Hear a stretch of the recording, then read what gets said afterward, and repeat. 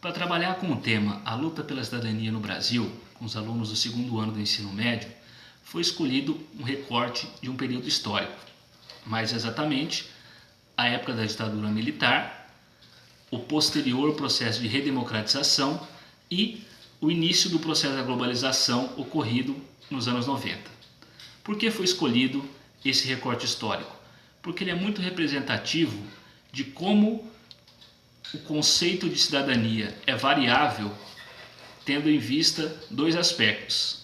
Mesmo em um regime dito democrático, porém de caráter autoritário, e, além disso, ele demonstra muito bem como a transição de uma época em que os direitos eram evidentemente restritos para um em que ele começa a ser mais expandido, até chegar em um processo em que os direitos se configuram num novo cenário da globalização e pela luta pela representatividade diante um mundo cada vez mais plural. Bem, para que nós consigamos trabalhar esse tema, nós iremos, antes disso, fazer uma contextualização do conceito que a palavra cidadania assumiu ao longo dos anos. Para isso, partiremos de dois textos históricos de grande importância: a oração fúnebre de Péricles e a Declaração de Independência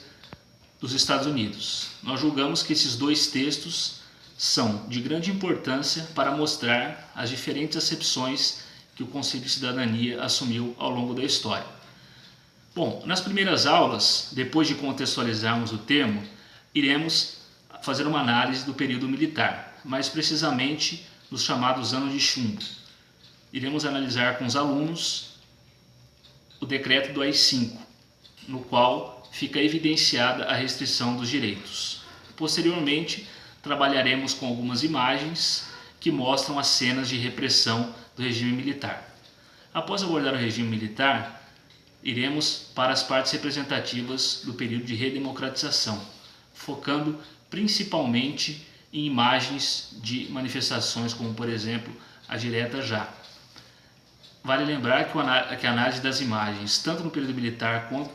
no período de redemocratização, requer um trabalho amplo por parte do professor, pois levará em conta as ideias e pretensões tanto dos veículos de comunicação quanto daqueles que tiraram as fotografias. Após isso, será analisado trecho da Constituição de 1988, a Constituição que prevalece até hoje, a nossa Constituição oficial, que apesar de ter recebido algumas emendas, deu o teor democrático que veio a predominar na década de 90 e predomina até hoje. Comparando a Constituição de 1988 ao ato institucional de 1968, nós deixaremos mais claro como se deu esse processo de redemocratização e, mais exatamente, como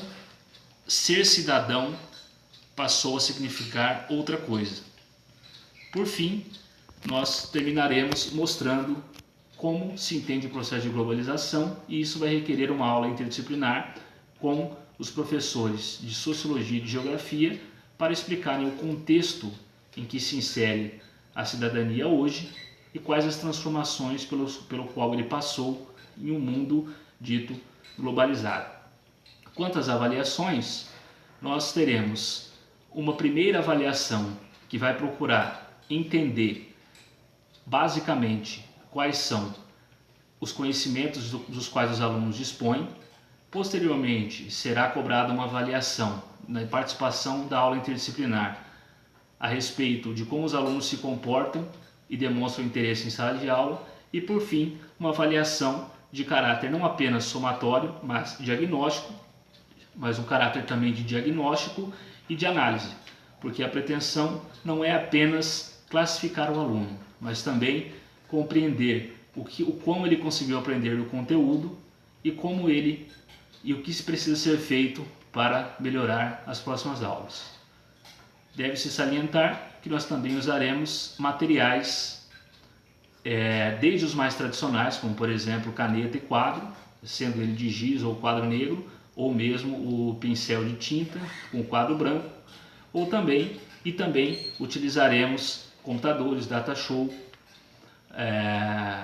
além de acessarmos sites nos quais poderemos verificar documentos históricos e textos com os alunos.